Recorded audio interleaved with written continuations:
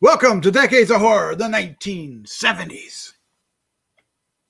There was no body because there was no murder. This is episode 128, recorded December 6th, 2020.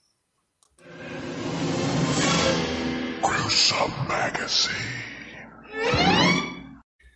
Hello, once again. I am Doc Rotten, and this podcast is about horror movies that were released between 1970 and 1979. Each episode, my co-host Jeff Mohr and I will take a look at a classic or not so classic film from this wonderful, groovy, gory, and influential decade. Oh, the train wreck has begun! All right, tonight we are going to review Brian De Palma's Sisters from 1972 or 1973, depending on how you look at it. When it was filmed versus when it was actually released. Sometimes it just gets kind of wacky like that. Then it just gets kind of wacky. All right. Well, before we... Absolutely. All right, let's find out who's here with us tonight, starting off with the one and only Jeff Mohr. Jeff, how you doing, sir? Jeff's not here. I'm his evil twin, Geoff. Geoff. Oh. I'm doing great. Joffrey. All right. Also joining us tonight is Bill Mulligan, writer, director, special effects guru, and all around nice guy. How you doing, Bill Mulligan, sir?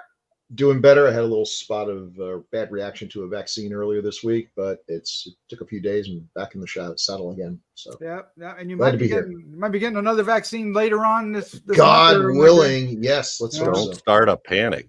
No. It isn't that one. Shingles vaccine. Yes. All right. And still better than shingles. So there you go. Also joining us tonight is Chad Hunt. He's comic artist and co-host of Decades of Horror, the classic era. Chad, sir, how you doing, sir? Hey, I'm doing good, man. I felt a little, we're recording this at a later date than we normally do it. So I missed you guys. Feel a little separation anxiety. Yes. Separation. Oh, shit. I get it. All right, Lois Pain. Lois Pain? Lois. That's a whole different podcast. But it might be this one. Lois Pain is the look Jeff had while he was doing the quote. Oh, yes. No. All right. What? All right. The film we are doing tonight is Sisters. It was released on March 26, 1973 in the U.S. It is Brian De Palma tackling his first thriller film after a series of comedies? Oh, my God. Kinda, yeah. Yeah, kinda, yeah. Writer, of course, is Brian De Palma and Louisa Rose.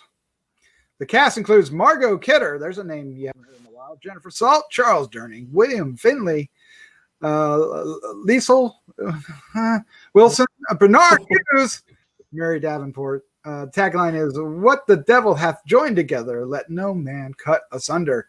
The synopsis goes, a small-time reporter tries to convince the police she saw a murder in the apartment across from hers.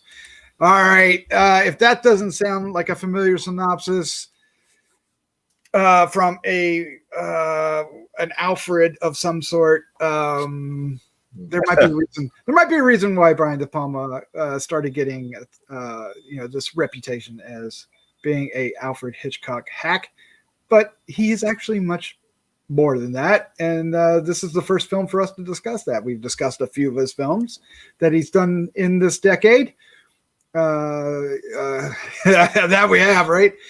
But let's dive into this. So what we're going to do is give our first impressions of this when we actually saw it. Did we see this back in 1973 when we were wee little lads?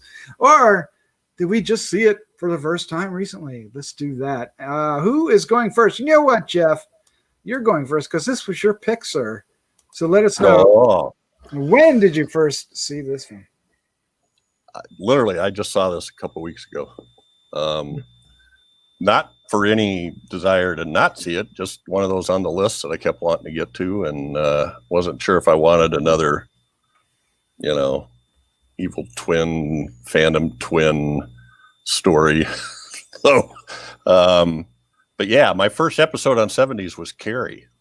Oh, nice. Yeah. I don't know how many moons ago that was, but I had been wanting to see this. So It's on HBO Max. It's available, so I thought it was a good time to pick it up, and I enjoyed the heck out of it. I mean, you can kind of tell it's the beginning of De Palma's suspense career, but I mean, what the heck? You got Brian De Palma, you got Margot Kidder, you got now I've lost his name. William Bernard Finley? Herrmann.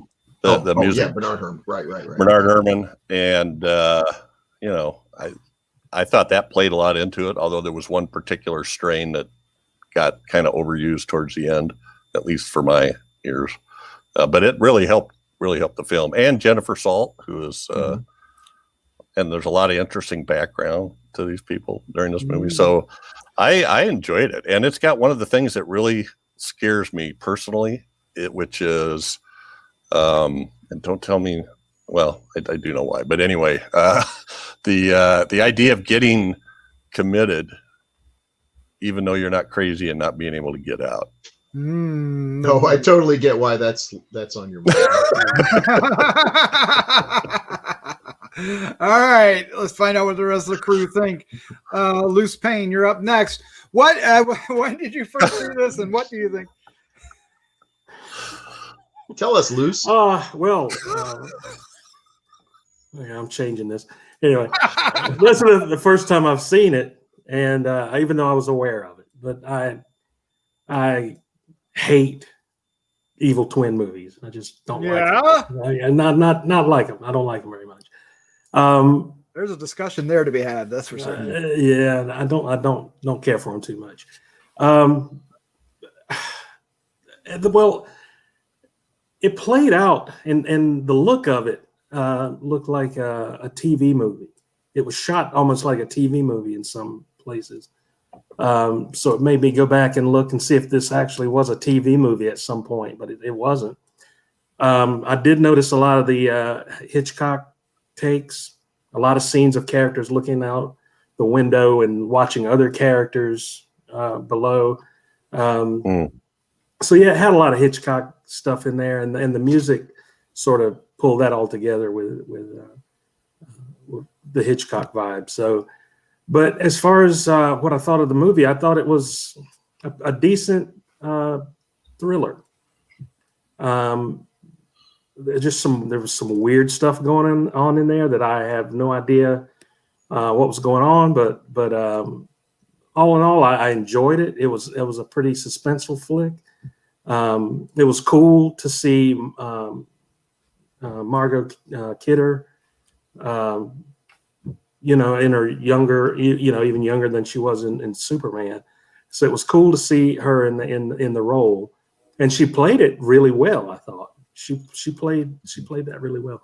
So it was an enjoyable film. I didn't find it all that scary, but still, it had that Hitchcock vibe, and I guess that's what kept me hanging on till the end.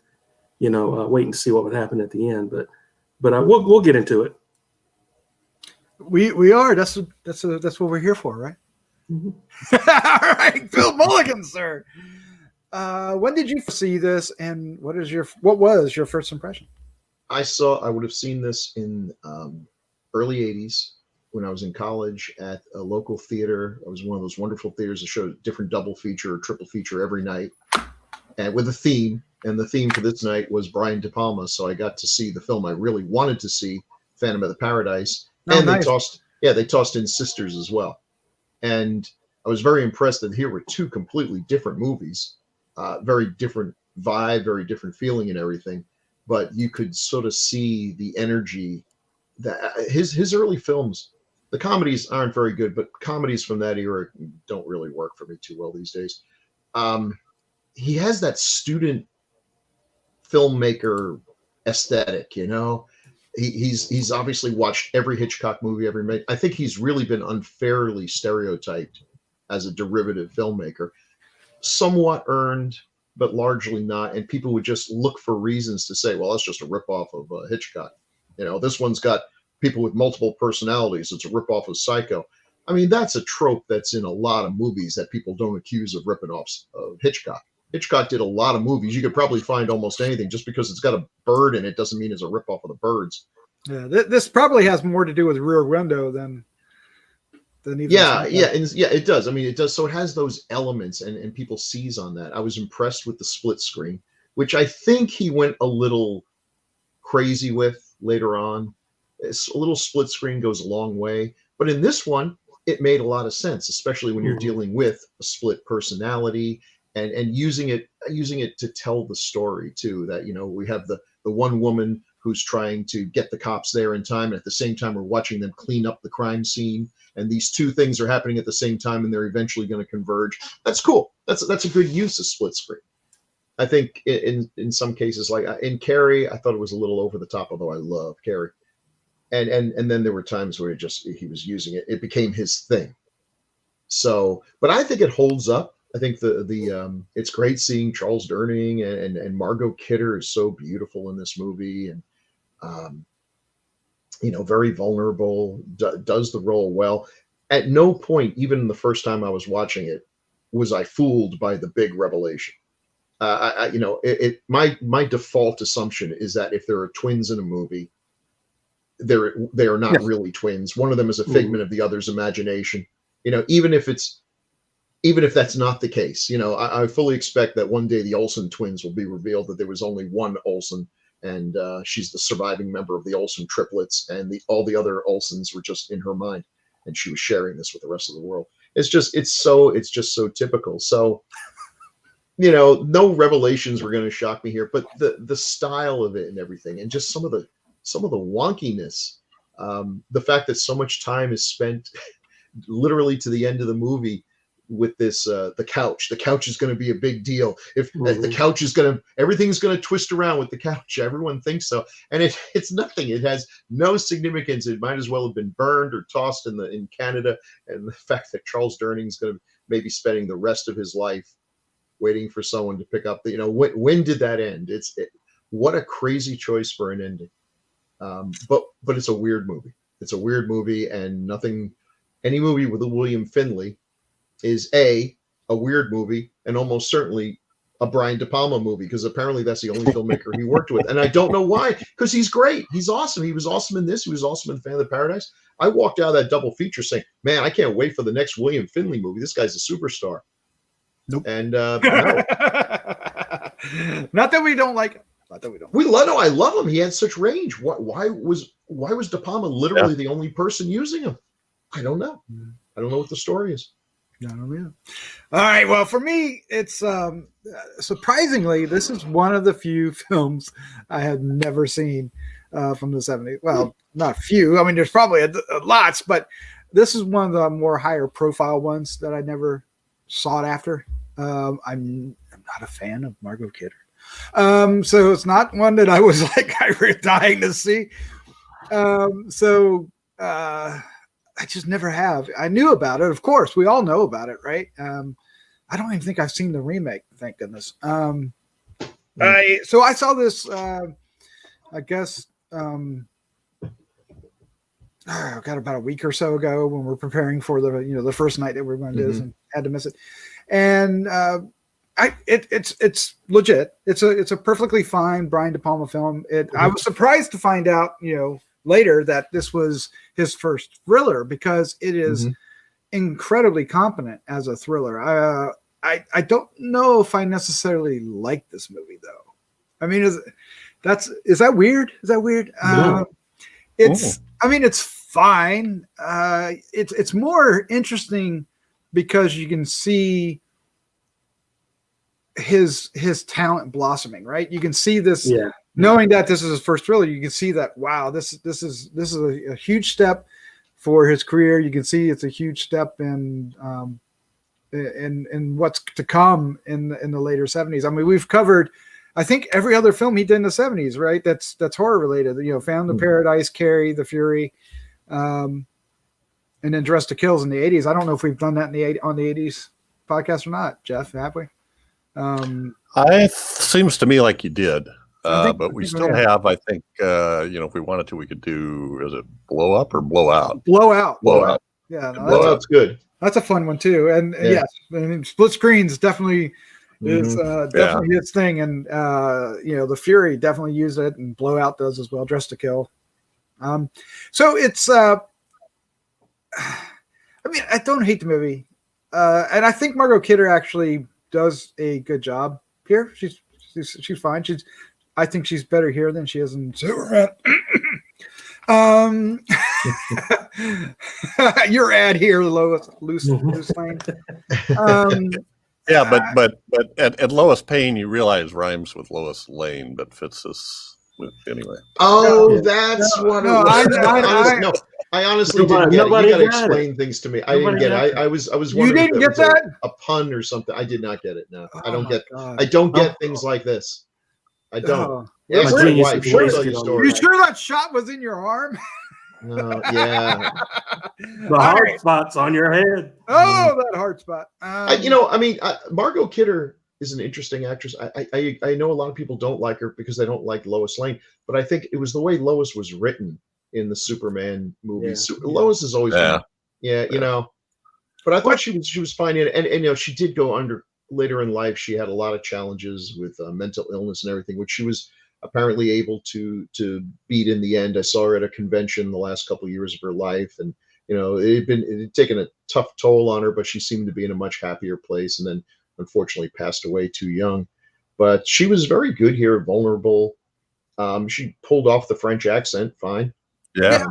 Actually, I thought I think that was one of the elements that actually salvaged her. I think part of the problem you know is, what I mean? Because of my preconceived notion of her. I'm not really I kept waiting for her to mess that accent up at some point. Yeah. But she did.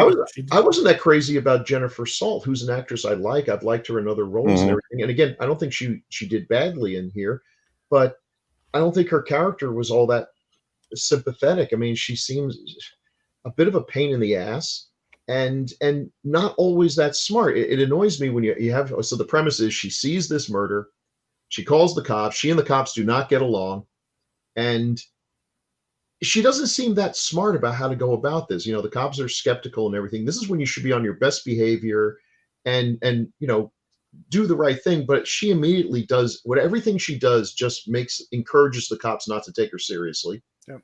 And they even let her come into the apartment, which they would never do. And instead of taking advantage of this to use her supposedly superior reporter skills to maybe notice that there's a big spreading blob of blood on the back of the couch. No, she just acts like an entitled bitch running around, accusing this woman who is just, what? I do not understand. Why are you such a bleepity bleep? And just making herself even more unlikable to the cops who weren't predisposed to like her in the first place.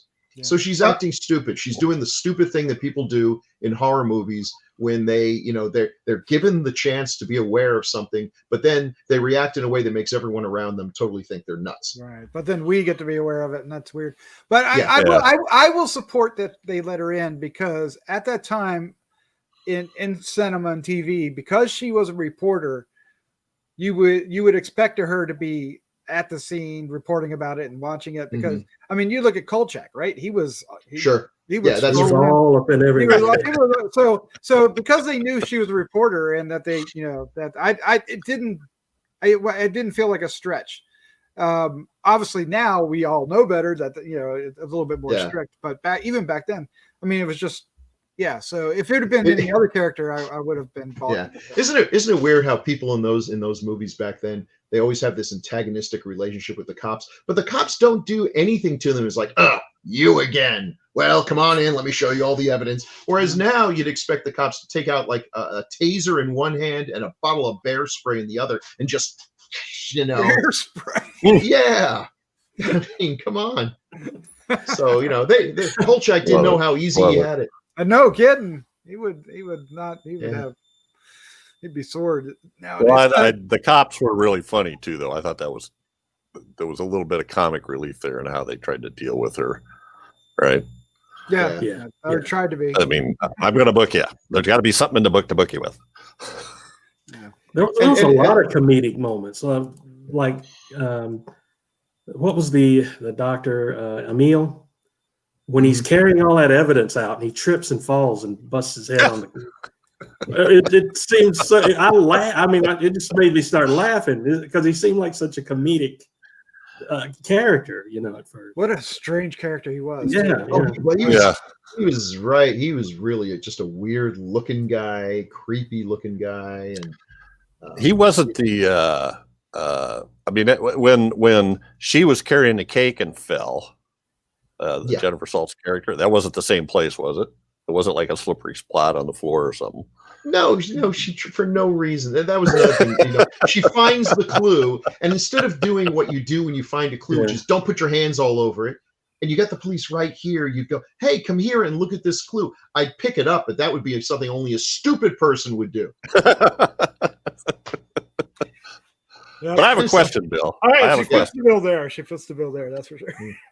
So you said you knew it was the evil twin, or the no twin thing right away. But what about when she went before she kills the guy from Peeping Toms? Before she kills him, she walks into the apartment and is like having into this bedroom and is having a conversation. And there's two shadows on the there's door. 2 shadows. Here's my rule. Two of my rules of life. Okay, if the bad guy is not decapitated, he's coming back. And if I only see one side of a conversation, it's somebody talking to themselves. If for whatever reason the director decides, oh, there's someone on the phone, but and it's someone really important on the other end, but we don't hear what they say. We just hear the person nodding their head. And, which is another Hitchcock trope. That's yes. I don't believe it. I do not believe it. Yeah, people don't die off screen, and yeah.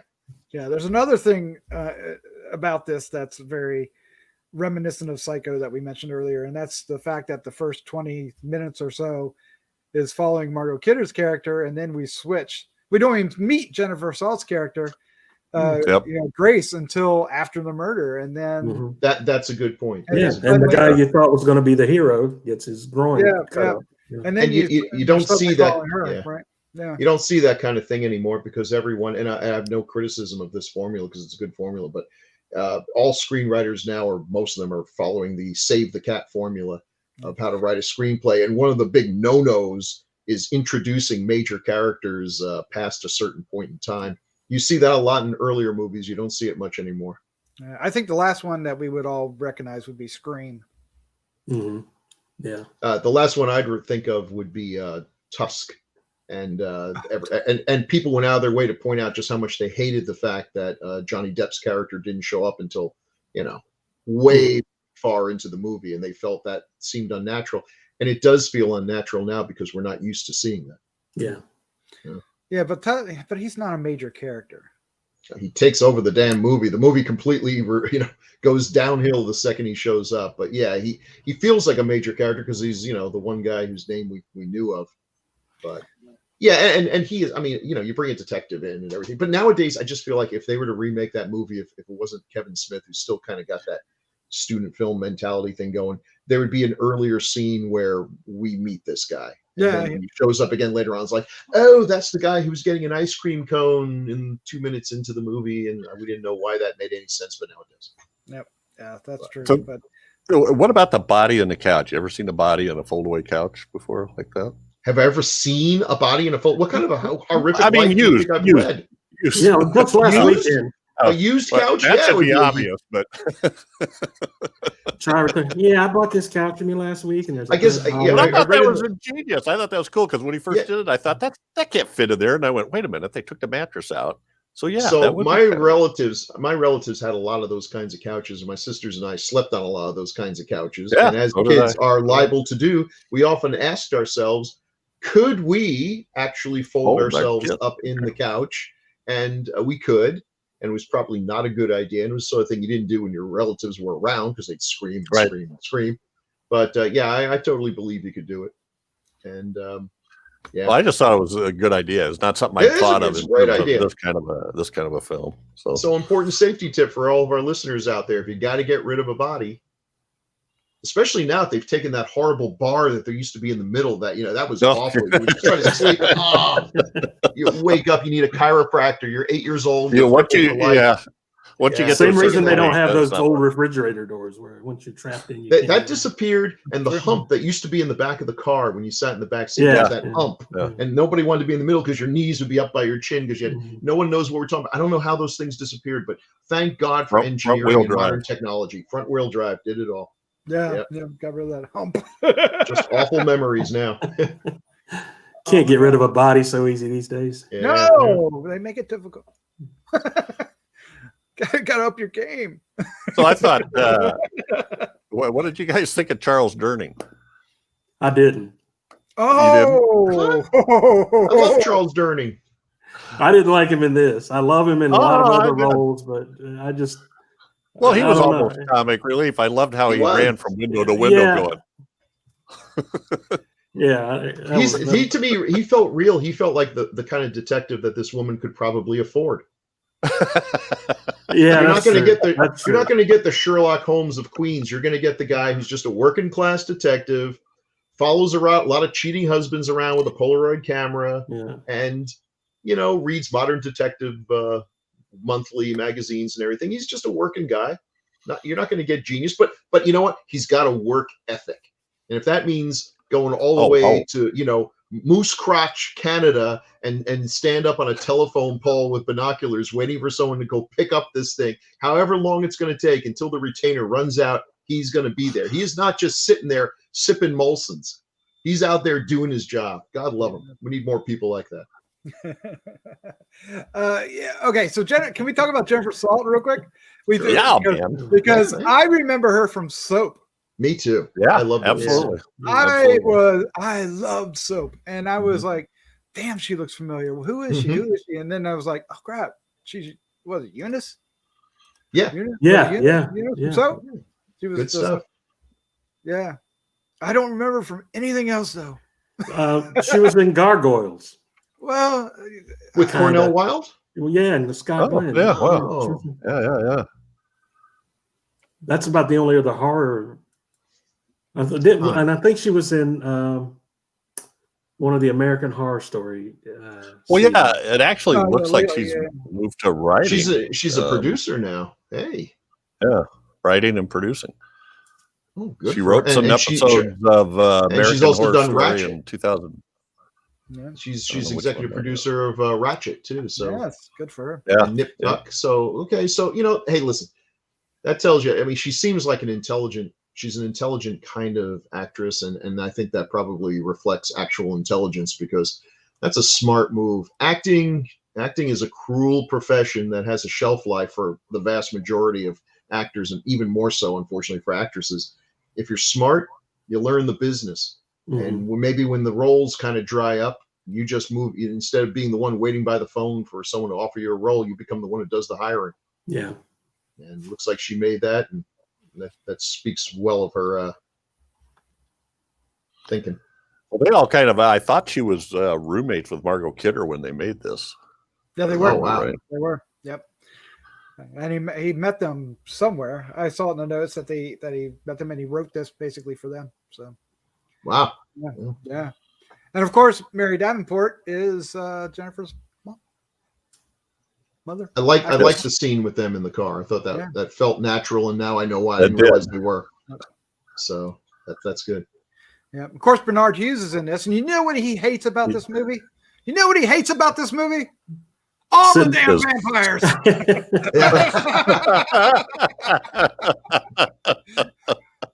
He's great.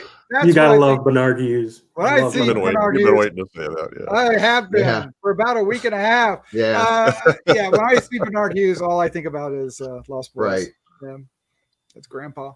But he was in tons of stuff.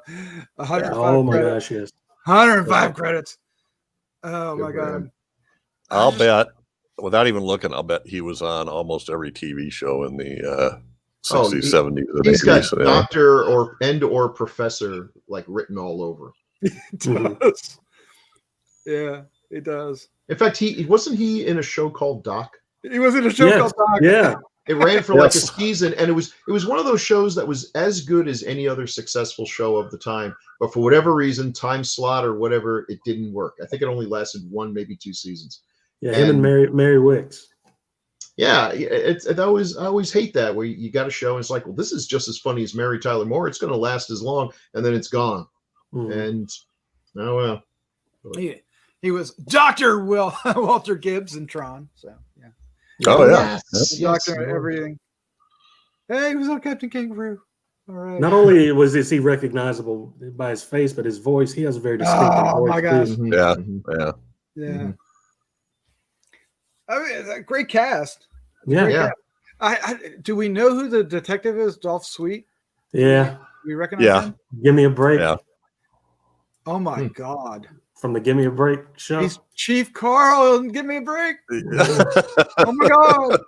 Again, he looks like a cop. He looks like not a beat cop, though, but a chief of police. The guy who chews out the hero cop of the story. You got to go to him.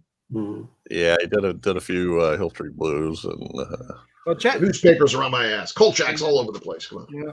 Chad will be happy about this. He was on an episode of the Amazing Spider-Man TV show. You remember that? Ooh. Yes, I do. Yeah. Mark Hamill.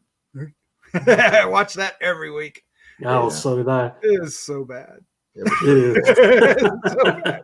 I loved it though. Between that and the Hulk, oh my God. Those webs were like silly string. Yeah. It was fine. It was fine. Yeah. Oh my God, yes, he was. Oh man, he was. Yeah, I was trying to figure out where I knew him. Give me a break. Oh my God, that show. That was a weird show. I'll tell you, there's a weird thing about this movie, and it's something I guess it didn't hit me at the time, but it does now watching it. When we finally get the big exposition scene, the big flashback, the person who's having the flashback in no possible way could be having this flashback. It's like we're watching Jennifer Salt. We zoom into her eyes and then we see this memory, but it's a memory that only any other character in the movie could have, but definitely not Jennifer. So that was I guess it was something, his hypnosis and the fact that she's right there. It's almost like it suddenly verges into semi-supernatural because we're having a memory, but it's not an accurate memory. It's a stylistic memory. I'm pretty sure they don't separate Siamese twins by having a bunch of dancers and everything loping around while you take out a dirty meat cleaver, a sterile one. Sure. With work gloves, not surgical gloves. And he's just going to hack it down there. Like, he went to medical school for 8 years to learn how to, just whack it just right at a Siamese twin to be able to separate them without any loss of function. Well, that was one nasty scar, that's for sure. Sure. Well, we got to talk about Lisle Wilson. I'm going to say that's how you say his name. Lisle. It would be criminal if I did not mention his other horror credit as Dr. Loring in The Incredible. Incredible Melting Man. Yes. Oh. Yes. What do you know? Just a weird dude. Oh my God. He that was our first episode of Decades. Yeah. The Incredible Melting Man. So was he the other cop? No, he was the victim in the. Well, where do you mean, this movie or what? I mean, in this one. He was the victim. He's the guy who gets murdered. Oh yeah. Duh. Yeah. Okay. Duh. Phillip Woode. Yes. Phillip Woode. I thought we were talking about The Incredible Melting Man again. Incredible Melting Man. I'll go back to that. No, we don't need to go back to The Incredible. That's enough about The Incredible Melting Man. If you want to find out more, go look at listen to episode 1 of Decades of Horror. Yes. Back in the day. When I was such a little lad, we did Decades of Horror in the 1970s. People didn't just melt willy-nilly like they do nowadays. They should. You want to see a melting everywhere. Watch Melting Man from 1977. Viewers should have known they were in trouble.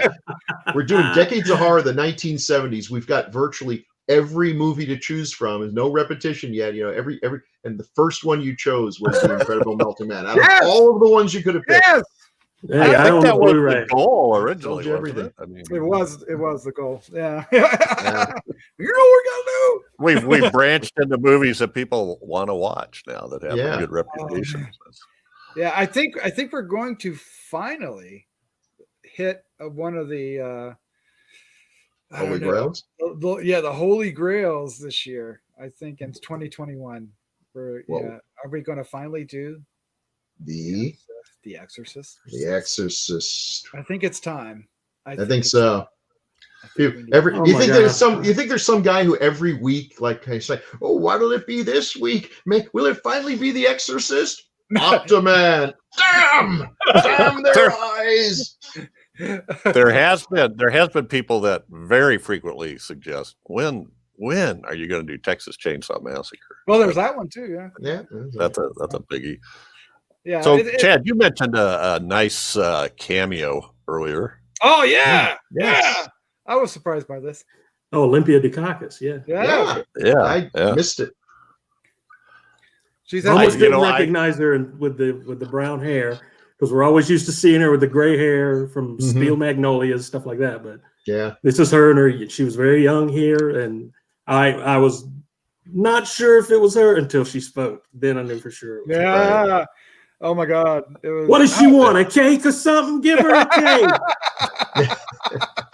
I remember thinking, I'll embarrass myself like I frequently do. By the way, I do know the difference between an amphibian and a reptile now, Bill. Thank you very much. I've been studying. Unless you go on Jeopardy, this is useless information. But Well, unless you're on Decades of Horror with Bill Mulligan. yeah. I don't know. Can't let it slide. Just can't. When I saw her, I remember thinking, wow, she seems like a pretty good actress. I'll have to look her up, see what else she's done. Well, you wonder, maybe someone saw this movie, and is like, the movie's pretty good, but that woman in the cake thing, she's perfect for the role. I was thinking, and that's why people do these. You're like, why was this great actor in this low budget crap movie? It's like, they may not have been that great at the time. And who knows, the right set of eyes sees you, even if it's the junkiest movie ever. They, in some ways you may stand out. Now, this is a good movie, but it's fun to, I wonder, I would like to know if this was just another role, or if it's the one where people said she had moxie. I mean, that's a nothing role, practically almost an extra, but she threw 100% in there. And I'll tell you, that's the sort of thing, if a producer, casting person is smart, they look for a nothing role that the actor commits to as though they were given the lead. Right. Yeah. So Chad, did you do the 10-second advance on the cake decorating? Actually, I didn't do any 10-second advancing on this one. But God, I couldn't believe as she gets to like the third letter, I'm going, oh my God. But I had my finger over it like this, going, come on, right on the cake already. Even the guy goes and grabs her hand and starts helping her. Yeah. Let's speed this up. Our film's rolling out. Oh man, we got to get. I guess okay. So we got to talk about Brian De Palma again. I guess. I mean, you do see a lot of signature things in this, like you said, the split screen and everything. If you would, Bill, I think you're the best one to answer this. When you see this film, do you think of the rest of his film catalog coming along behind this and say, I can see that's coming, or is this like? No, I can see it coming, and looking at this does really feel like a guy who's been given a shot to make a real movie. Because again, his earlier comedies, very underground kind of low budget stuff and everything, and this one looks like he was given some money and some good actors and everything to work with. Oh, he had good actors in the comedies too, some interestingly good actors. I see a lot of early stuff here, and then in Phantom of the Paradise, where just firing on all cylinders. Carrie, which every time I watch Carrie, I'm more impressed by it. Yeah, there was a period of time when De Palma was just nailing things out. It was a Brian De Palma film, was a big deal and everything. And I don't know if it was Bonfire of the Vanities or what, there's like a switch got flipped, and every now and then he'll still surprise you and come out with something like Mission Impossible. But that doesn't really have the Brian De Palma feel to it. It just feels like a big movie where they gave it to a director that would deliver, but not allowed to make it a Brian De Palma film. His artistic decline has been a pretty serious one. It's not Argento, but it's pretty serious. You know, hearing that a De Palma film is coming out is nothing to get excited about anymore. I mean, he did The Untouchables. I mean, Yeah, he did some great films. Oh, yeah. They I think right up through like Body Double, maybe. Yeah, Well, Body Double is kind of the where the things ended for me. Well, that was where, I mean, because he did he did Dress to Kill, Blowout, Scarface, and Body Double all in 4 years, and then he did Frankie Goes to Hollywood, Relax. Yeah, video, and then and he also did Dancing in the Dark for Bruce Springsteen. So yeah, and then he did Untouchables, and Untouchables is right strong, but Casualties of War. Do I remember that? Raising Cain, Carlito Way. On Fire with the Vanities. Fire Oh with the my Vanities. God, was that god awful? That tanked, didn't it? Oh, it lost. It really was terrible. I don't know if there's anyone who could have made that script work, but it didn't work. And then it's been just downhill. And even things like if you told me back in the day, oh, Brian De Palma was going to make a film about the Black Dahlia, wow, right. I would have been so excited. I would have been almost as excited as if he said Dario Argento is going to do Dracula. I know. Be careful what you wish for. I mean, it's and we got stuck in 3D on that. At least there was no praying mantis in that one. So. Yeah, directing's a young man's game. It really is, or a young woman's game. Now there are big exceptions. There are some who are Spielberg, but even Hitchcock, the great Hitchcock, toward the end, with the possible exception of Frenzy. Yeah, post Marnie onward, it just the time had passed for whatever reason. No love for family plot, huh? No, and I saw that in the theater. I was really excited that I got a chance to, because it was sold as an Hitchcock's back, and like, no, he's not. That no movie that ends with a character winking at the camera will ever get any love from me. Oh, no, you don't break the fourth. You better be freaking Deadpool if you're going to be breaking the fourth wall with me. Not at the end of the movie. It's like wink. I hate fourth wall breaking. I hate that. I hate winking. Period. I never liked it in anything. Even in like Superman, Lois would say something to Clark. Is like, well, Lois, I guess we can't all be Superman. Wink, and like, Clark, who the hell are you winking at? Yeah. But nothing, just something in my eye. And like, I don't know. See, I love that. I love it when a character will stop for a moment and look at the audience like, what? I mean, literally, like, I just watched Christmas Chronicles 2, all right? Hit me with a bat now. That's fine. But the kid in that movie, like, they're telling him this crazy thing, and he looks at it's the only time they do it. He looks at the camera and goes, like, it was just Christmas Chronicles 2. Would you like me to lend you a tampon or something? No. Is that Kurt Russell too? It's got Kurt Russell and Goldie Hawn. Oh, wait, that's the one where he's Santa Claus. Oh, I forgive you. I forgive you.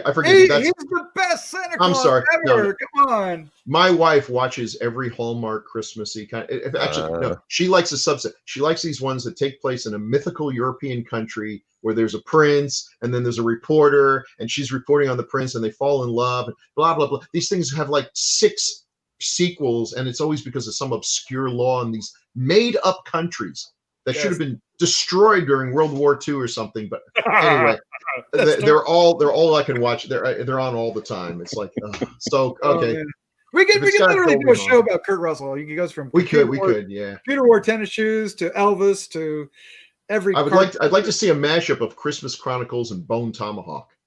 Yeah. Wow. And Hateful Eight. They're kind of all the same. Wow. That would not work. That would not work. That would traumatize kids everywhere. All right, I guess we should go back to.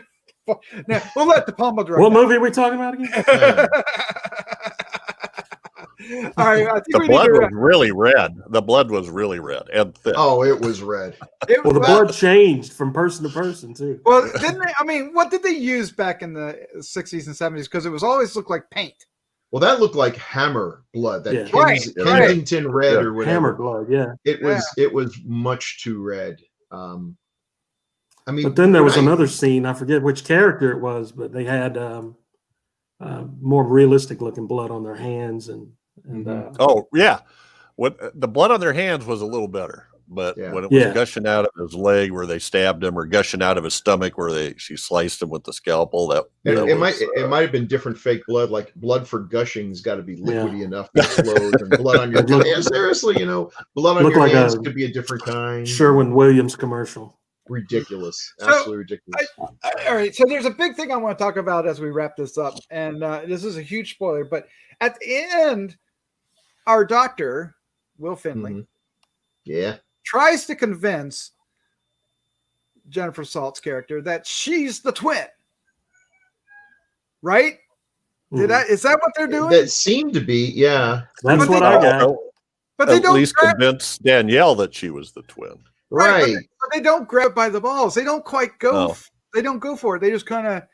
They do the whole hypnotism, and it gets really weird. We get the psychedelic weird dream thing, and then, I mean, it does play out with the finale, right? But not to the extent that they took it, and it just really I was left wondering, what are they doing? It didn't make a lot of sense. It almost like the whole thing was just a setup to get the shot of the two women in the bed sprawled out in a way similar to the way they would have been if they were the original Siamese twins, while he molests one, which is a creepy ass scene, but a pretty effective creepy shot. I remember seeing that shot in magazines and stuff and wondering what TF is going on here. Because that's on the poster, right? Is that the poster shot? It's one of the posters. Yeah, there you go. That's right.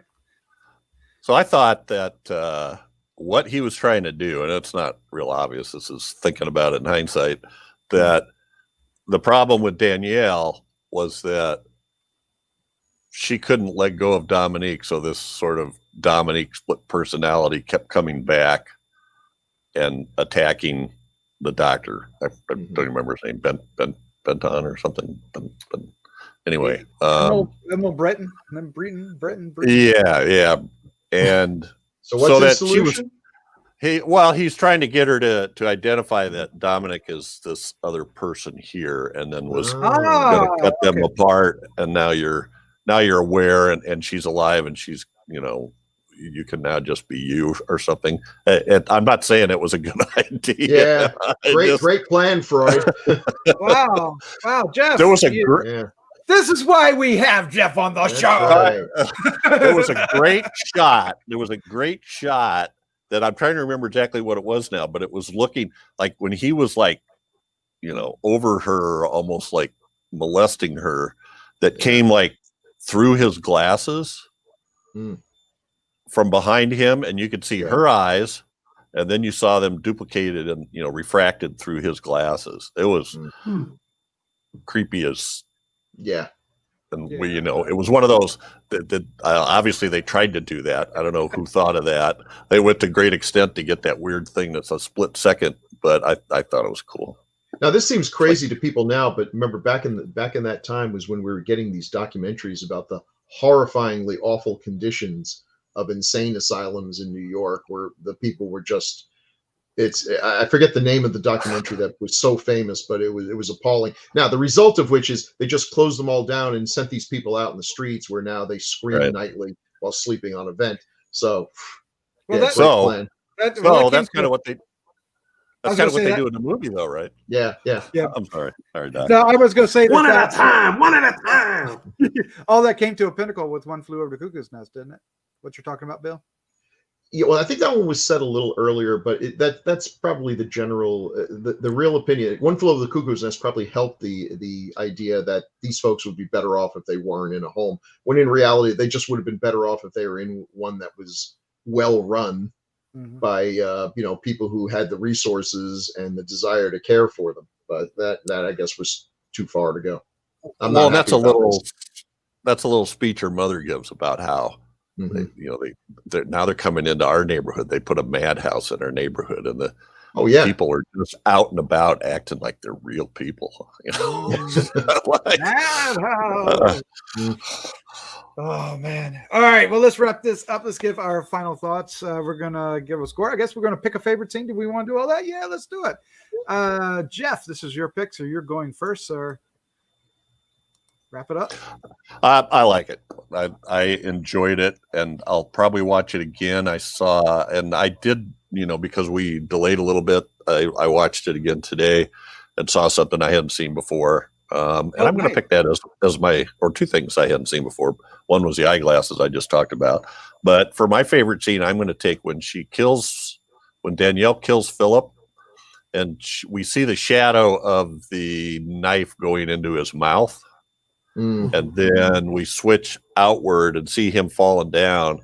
And there's a big old flap on the side of his face. Flap of meat. That was good. That was well done.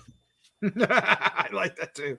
It was all bright, hammer red. But when she killed him, the look in her eyes, which was on one of your cards, I think, that was crazy.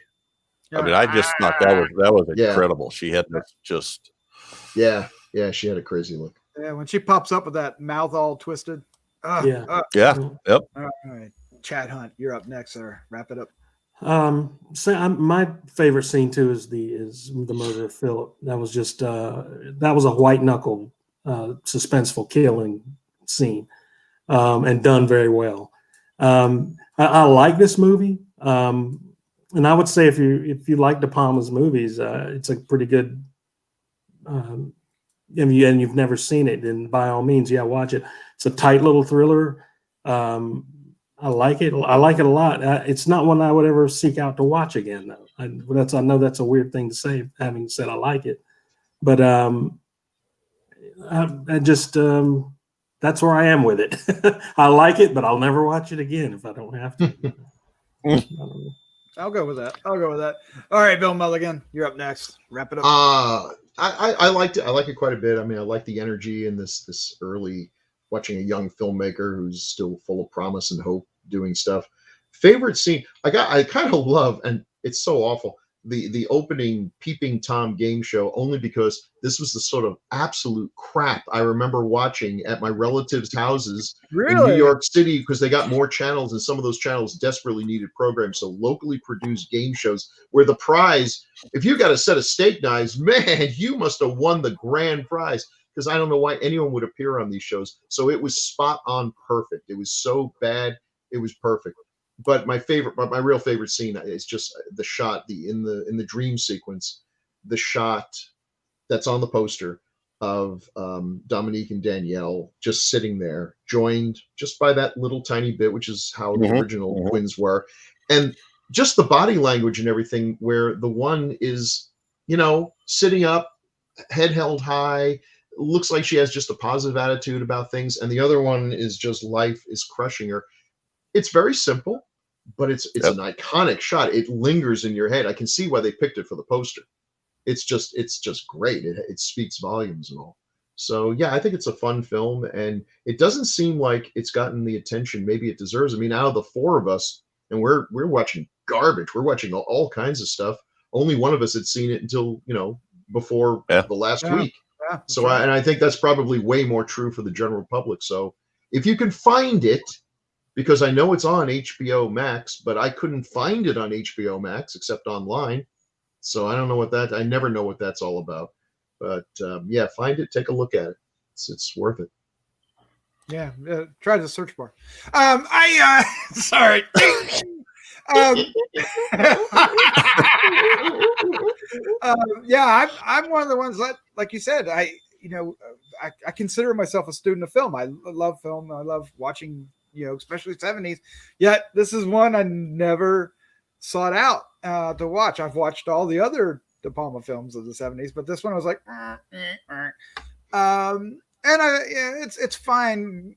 I like it more from the aspect of being a student of film, right? Loving film and knowing the director and seeing what it means. But I don't know if I like, and what's funny, Bill, is the scene you're talking about, the opening is part of what sinks it for me. I really didn't. I can see that. I really didn't like that. And the pole scene at the end, I was left like, what? Yeah. So it feels like half baked, and it feels like like they were reaching further than they achieved. But at the same time, there's so many nuggets of genius in there that it needs to be seen by anybody that loves films of the 70s and horror films. Even though this, I mean, it is a horror film in a lot of respects that we label horror films, you know, killers and all this craziness, but it's more of that thrillery kind of horror film, but which is what outside of Carrie or maybe The Fury was what De Palma did a lot, you know, especially when you get into Doc, I think you'd be a good producer, because I think you, and I hadn't even thought about this, but you really nailed on something that's probably wise. It's not a great idea to open and close a movie with scenes and shots that make the audience go, huh? Because that's what they take away from it, and that's not a positive takeaway. No. That's I think you got onto something. No. But otherwise, everything's fine, and there's all these, like I said, little nuggets of just pure genius in it, and but it's not my favorite of his. I don't think it's anybody's favorite of De Palma. Would you think? I mean, I like Probably not. I like Phantom of the Paradise much more than this, and I know people that hate that movie. No, this is only the favorite of that art school, wannabe. That's right. That's right. Like, my favorite is Sisters. Hardly ever gets mentioned. Like, put the cigarette in. And that's the reason I like it so much. I think we know that person. So my favorite scene, is going to be coming out, I mean, just because. Oh my God! For a minute there, you looked just like Margot Kidder. It was amazing. Oh, how'd you do that? Yeah, that's how it works. Yeah. Just the look on her face, and I think when I think of this film, I think of that still of her, look of her, and it plays perfectly in the movie. So. That was on some posters from the folks who like to ruin movies with posters. They put that on there. Yep. Good thinking, guys. There you go. That's our review of Sisters from Brian De Palma, 1973. Jeff, do we have any feedback we want to? We have two feedbacks that are kind of timely. Let's do it. Okay. Let's do it. So we have one from our buddy Dallas Nostromo. Dallas. About Attack of the Killer Tomatoes. Oh, that film. And he writes, first, there was Gone with the Wind. Then came Citizen Kane. And after decades of waiting, audiences finally got Attack of the Killer Tomatoes. And you guys call yourselves movie critics? Amongst the four of you, only Chad showed any promise of achieving true enlightenment. The pure genius of this film and its complex undertones that clearly reflect society's fear of vegetables that are actually fruits was nothing short of inspired film brilliance that can only possibly be matched by the 1981 film Saturday the 14th. That's what I was trying to tell you guys the whole time. Yeah. Dallas. Shame. You're just encouraging him, Dallas. You're just encouraging him. Shame, I say to you. Shame for not recognizing this film for what it truly is, a masterpiece. P.S. This film was actually based on a true story, and the same people who created the fake moon landing footage in 1969 also created this film to make people believe the truth was too silly to actually happen. But it did. Dallas. Can you prove it didn't happen? Yeah. That's good. Dallas, you're awesome. Yeah, we're gonna have words, Dallas. We're gonna have words. Thank you, Dallas. Thank you so much. That was excellent. And we have another one from Damien Aceteo. Yeah, Damien. Saying that right. Damien. Happy holidays to you, Doc, Jeff, Bill, and yes, even Mr. Hunt. As we close this year, I would like to end such a challenging and sometimes negative year on a positive note. Dealing with the challenges of being a single dad with two kids, trying to get their education and keeping their well-being intact. It's been a trying year.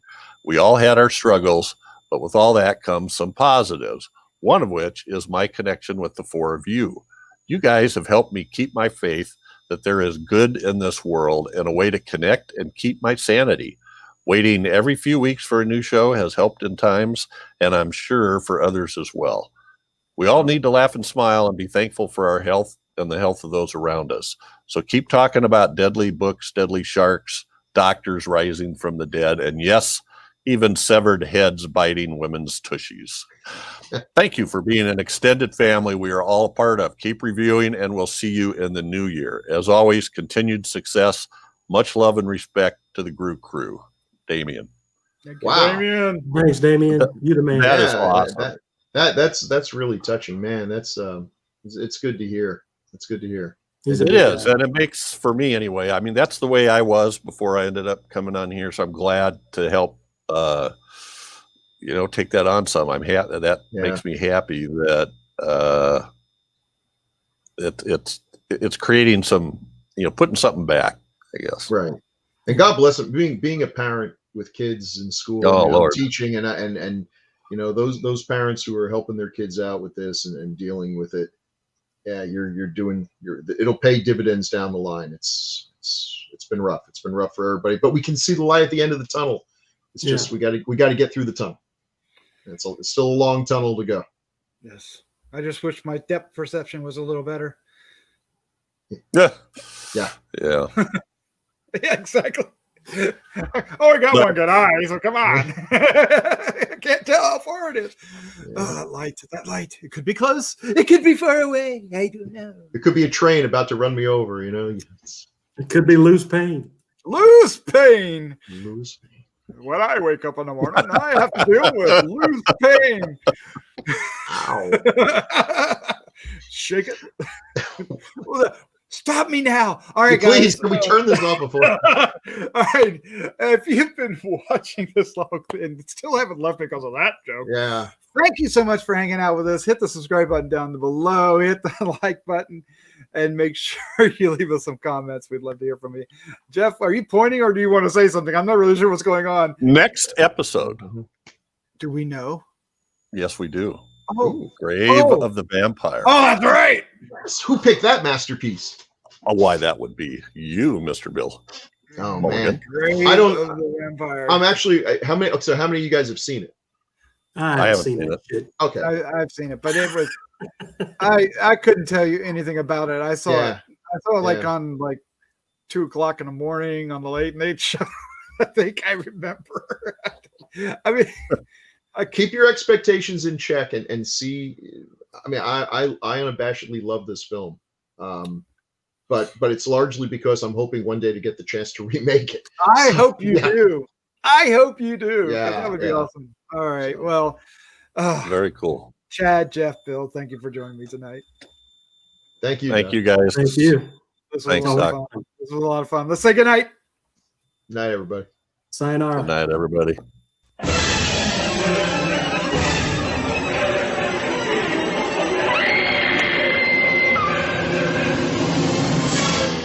Gruesome Magazine.